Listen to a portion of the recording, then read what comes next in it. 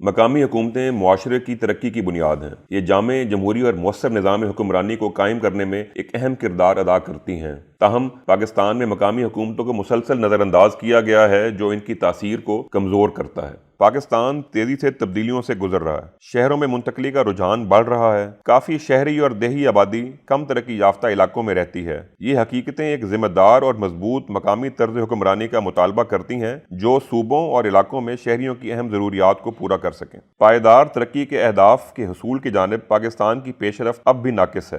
SDGs index کے مطابق پاکستان 166 ممالک میں 128ویں نمبر پر ہے۔ اس کی ایک اہم وجہ ترقیاتی ایجنڈے کے نفاذ اور تبدیلی کے کیٹلسٹ کے طور پر مقامی حکومتوں کی اہمیت کو سمجھنے میں ناکامی ہے۔ حالیہ موضع مردم شماری کمزور یا غیر موجود مقامی حکومتوں کے اثرات کی واضح تصویر پیش کرتی ہے۔ ہزاروں دیہات سڑکوں کی صفائی، سیوریج اور پینے کے صاف پانی جیسی بنیادی سہولتوں سے محروم ہیں۔ مقامی حکومتوں کی عدم موجودگی اور ان کے بے قاعدہ انتخابات نے شہریوں کے معیار زندگی کو بری طرح متاثر کیا ہے۔ 18ویں ترمیم کی منظوری کے بعد مقامی حکومتوں کی ترقی مایوس کن حد تک ناکافی رہی ہے۔ آرٹیکل 140 سے مقامی حکومتوں کے لیے گورننگ فریم ورک ہے اور بدلتے حالات میں اس کی کمیاں واضح ہو رہی ہیں، جس کے نتیجے میں منتخب مقامی حکومتوں کی حالت مایوس کن ہے۔ گزشتہ 13 سالوں میں چاروں صوبوں میں مقامی حکومتیں بڑی حد تک غیر مؤثر رہی ہیں۔ پنجاب سب سے بڑا صوبہ مقامی حکومتوں کو بااختیار بنانے کے حوالے سے بدترین کارکردگی رکھتا ہے۔ پچھلی دہائی میں اس نے صرف ایک بار بلدیاتی انتخابات کرائے ہیں اور سیاسی مداخلت کی وجہ سے ان حکومتوں کی مدت کو بھی کم کر دیا گیا تھا۔ دوسرے صوبوں نے بھی منتخب مقامی حکومتوں کو بااختیار بنانے کے لیے کوئی خاص پیش رفت نہیں کی۔ تاریخی طور پر پاکستان میں مقامی گورننس نے ناہموار سفر دیکھا ہے۔